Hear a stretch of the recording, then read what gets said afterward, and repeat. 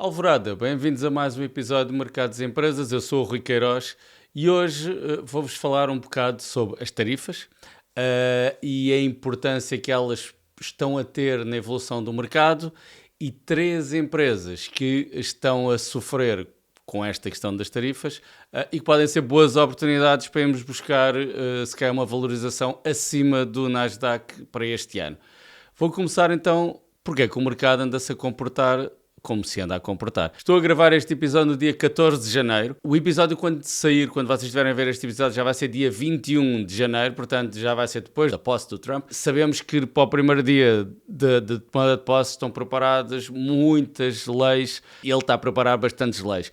Portanto, aquilo que eu vou dizer hoje eu acho que vai continuar a manter-se, embora possa haver aqui algumas diferenças. Mas basicamente o que tem acontecido nestas semanas é que o mercado tem estado a cair. Estou a falar principalmente do mercado, todos os mercados, quer cripto, quer o mercado na bolsa, muito por força da subida das taxas de juros, mas também pelo medo das tarifas. As tarifas têm sido aqui uma arma de arremesso que já em 2016, quando o Trump ganhou outra eleição, aconteceu a mesma coisa.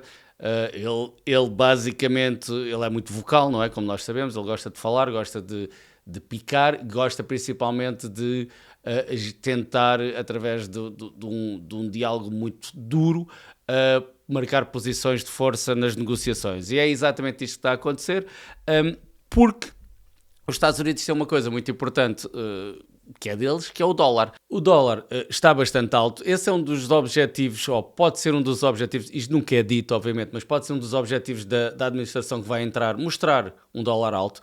E isso também influencia nas negociações, porque nenhum país do mundo quer ter um dólar alto. É péssimo para a sua economia nacional, para a sua posição de força, portanto não é bom. E o que me parece que está aqui a acontecer é essa posição negocial da parte dos Estados Unidos. Eles estão a deixar que o dólar suba, embora o Trump já tenha dito que o dólar tem que descer. Portanto, basicamente o que me parece que vai acontecer é eles estão a deixar que o dólar suba, através de várias mecânicas financeiras e contabilísticas, e depois vão dizer aos outros países, quando o dólar, se vocês fizerem o que nós queremos, nós vamos aqui amenizar o dólar e vamos desvalorizar o dólar e vamos colocar mais dólares e injetar liquidez, etc. Embora isto seja um jogo de forças, porque os outros países também sabem que para os Estados Unidos não é bom ter o dólar alto. Portanto, a determinada altura, os Estados Unidos vai sempre desvalorizar o dólar.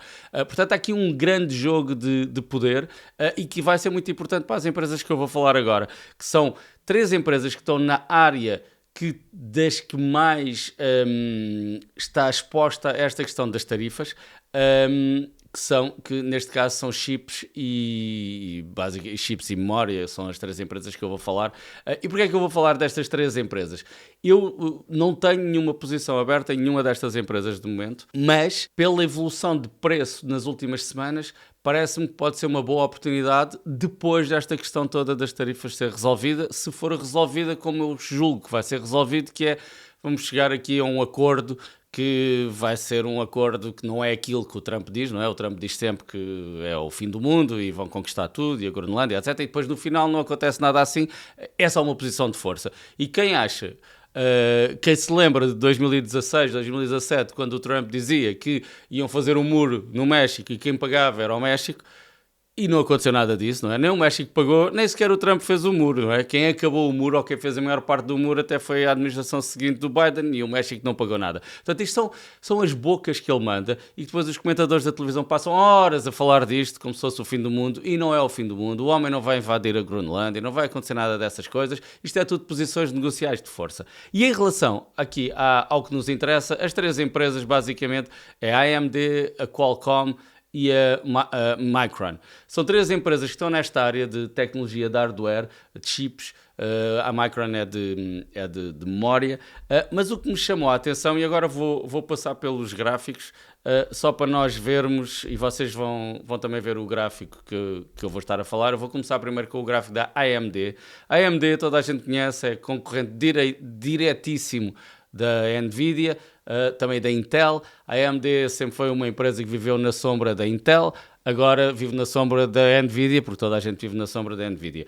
Mas o que me parece aqui interessante a nível de análise técnica e de olhando para o gráfico, porque é sempre muito importante, nós quando temos uma tese, eu gosto de ir ver o gráfico e ver onde é que eu estou nesta tese, não é?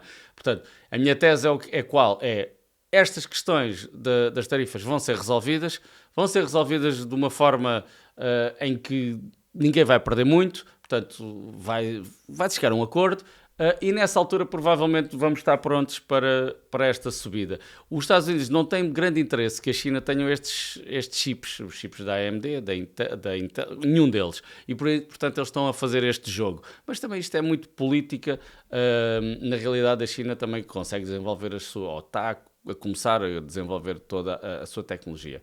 Olhando para o gráfico, a AMD chegou aqui a um valor de acima dos 220, neste topo que nós vemos aqui, e depois foi sempre a descer, e agora está nos 117. Portanto, basicamente perdeu 50%, praticamente 50% do seu valor em bolsa. Parece-me interessante.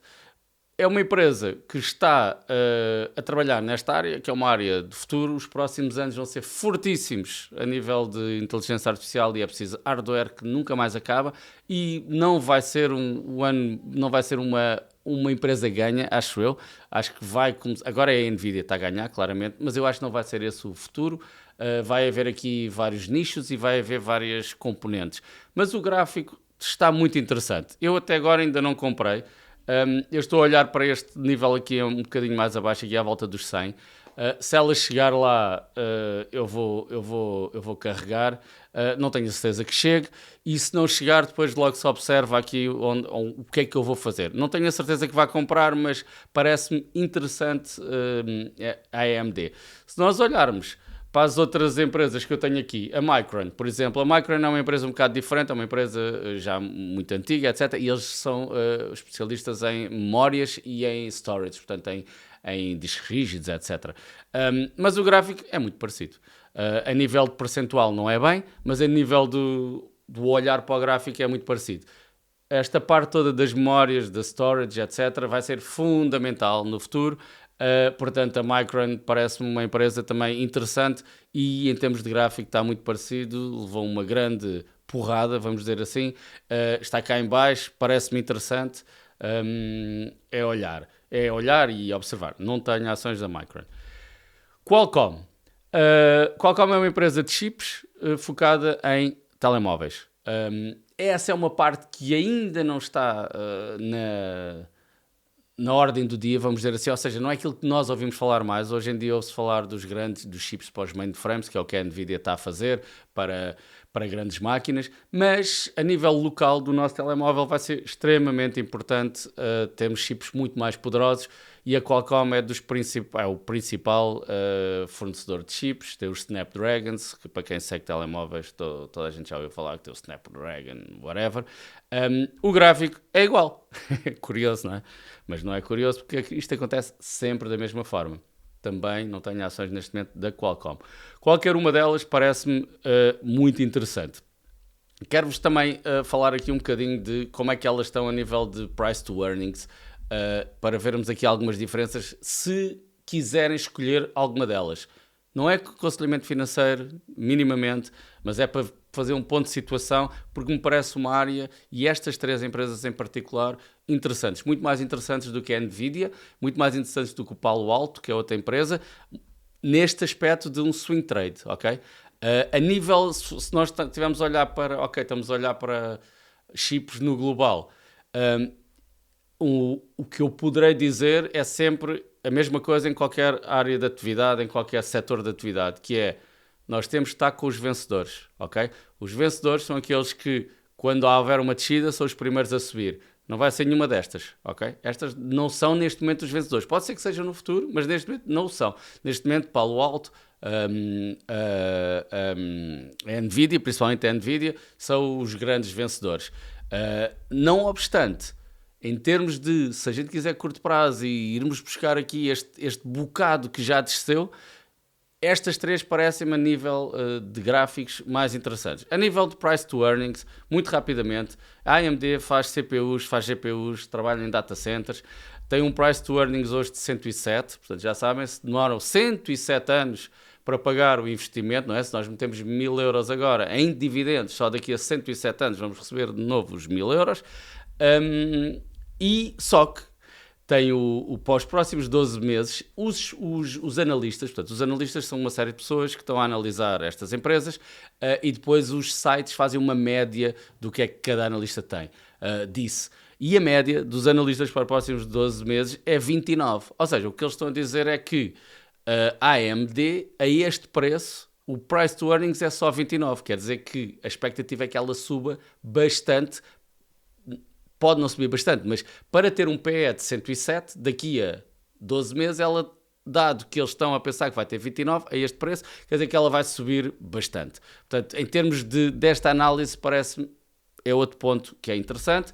A Qualcomm é uma empresa diferente nisto, tem um price to earnings hoje de 18, portanto, muito menos arriscado, vamos dizer assim, na ótica do Warren Buffett, etc., muito menos arriscado, portanto são 18 anos a receber dividendos até pagarmos o nosso investimento inicial, e passa para 14 nos próximos 12 meses. Ou seja, os analistas estão a dizer que a subida não vai ser tão grande quanto, por exemplo, a AMD poderá ser. Poderá ser, não é? Porque pode ficar nos 29, pode ir aos 29 do price to earnings e fica nos 29 àquele preço. Ou seja, o preço não muda.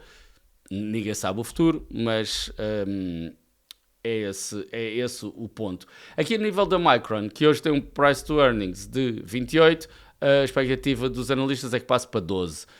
Portanto, temos estas três empresas, parecem-me três empresas interessantes nesta perspectiva de um swing trade. Tenho aqui o livro, onde é que está o de swing trade? Está ali deste lado. Da perspectiva de swing trade, parecem-me as três interessantes. Não são a locomotiva da inteligência artificial para já, dos chips e dos semicondutores, não são. E o stock picking, agora uma última nota em relação ao stock picking. Como estas não são as três, e nós não sabemos, podem vir a ser, podem não vir a ser, vamos continuar com a Nvidia, eu também não tenho a Nvidia sequer, mas tenho Palo Alto, vamos continuar com esse tipo de empresas? Por vezes é difícil. E para finalizar, eu tenho aqui não vou dizer uma sugestão que eu não posso sugerir, mas tenho aqui uma ideia. Há um ETF, que é um ETF que eu sigo, não sigo todos os dias, olho de vez em quando, que é um ETF que é basicamente dividido em dois, mas eu vou falar primeiro do normal, que é o SOX, e está aqui o gráfico do SOX, que o SOX compõe todas estas empresas de semicondutores, chips, etc. Se nós não sabemos escolher, mas queremos estar dentro deste mercado, vamos pelo SOX. Ele vai fazer uma média. Não vai estar tão alto como a Nvidia, não vai estar tão baixo como os outros, faz aqui uma média. Eu acho que pode ser uma seleção interessante, ainda por cima do ponto de vista do gráfico, está muito interessante aqui na média móvel dos 200 dias, parece-me porreiro. Tenho uma sugestão um bocadinho mais agressiva, que é o SOX L. O que é o L? É leverage. Portanto, há o SOX L e há o SOX S. O L não é de leverage, perdão, é long. Portanto, é 3 vezes alavancado para cima. Portanto, o que é que isto quer dizer? Quer dizer, se num determinado dia o SOX subir 1%, este SOXL vai subir 3%. Mas o inverso também é verdade, não é? Se o outro descer 1%, este vai descer 3%. Parece-me também, olhando para o gráfico, e agora vocês estão a ver, do SOXL, interessante do ponto de vista do gráfico. Está muito parecido com os gráficos que eu mostrei no início, da AMD, da Qualcomm e da Micron. Eu acho que é muito interessante. Rui Queiroz, eu não sei o vosso risco, a vossa tolerância ao risco, não sei, mas eu estou muito inclinado a não escolher nenhuma das empresas individuais e a ir aqui para um SOXL, o leverage, para um trade assim de algum tempo. Estou a ver quando é que entro e depois quando é que sai, mas isto é para entrar e sair, isto não é para levarmos o SOXL não é para levarmos anos, ok, com ele, é levarmos semanas, meses. É uma das opções. Por fim, há o SOXS, que é igual, só que é short. Portanto, quando nós achamos que o mercado vai cair, podemos ir pelo SOXS, que é 3 vezes alavancado para baixo. Como quem me segue sabe, eu não sou... para mim é difícil fazer shorts. As poucas vezes que tentei até nem correu assim mal, mas custa-me. É algo que é difícil, porque eu estou longo de umas coisas e depois estou short noutras. Não é fácil gerir essa parte emocionalmente. Para já, neste ponto da minha vida, não estou interessado em fazer shorts. Pode ser que mais para o final do ano ou para 2026, se a minha tese inicial continuar assim, há aqui umas perspectivas que pode não ser assim, mas para já é essa a minha tese. Portanto, subimos 2025 e há uma determinada altura em 25 ou 26 que começamos a descer e descer bem. Esta é a minha tese base. E continuo, apesar destas últimas descidas, eu continuo nesta tese. E talvez aí eu possa fazer alguns shorts e estar mais descansado e vender longs e passar para shorts. Vamos ver, vamos ver.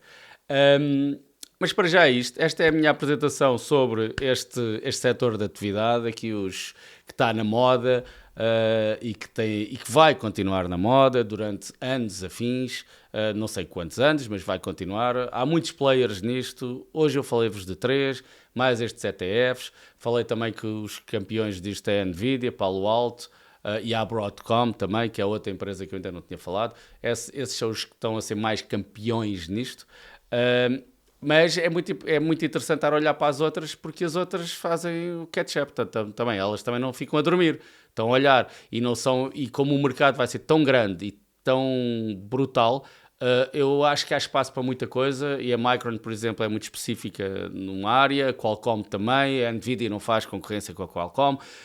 Portanto, há aqui algumas ideias que eu gostei de vos transmitir e espero que também tenham gostado. Espero que tenham gostado outra vez e que continuem a ver os meus episódios e principalmente que me escrevam qualquer coisa, que digam: Rui, não estás a ver isso estás errado ou estás certo, ou então não viste esta empresa, ou então façam as vossas sugestões para empresas ou setores de atividade que querem que eu analise. E este é o meu episódio por hoje. Vejo-vos para a semana.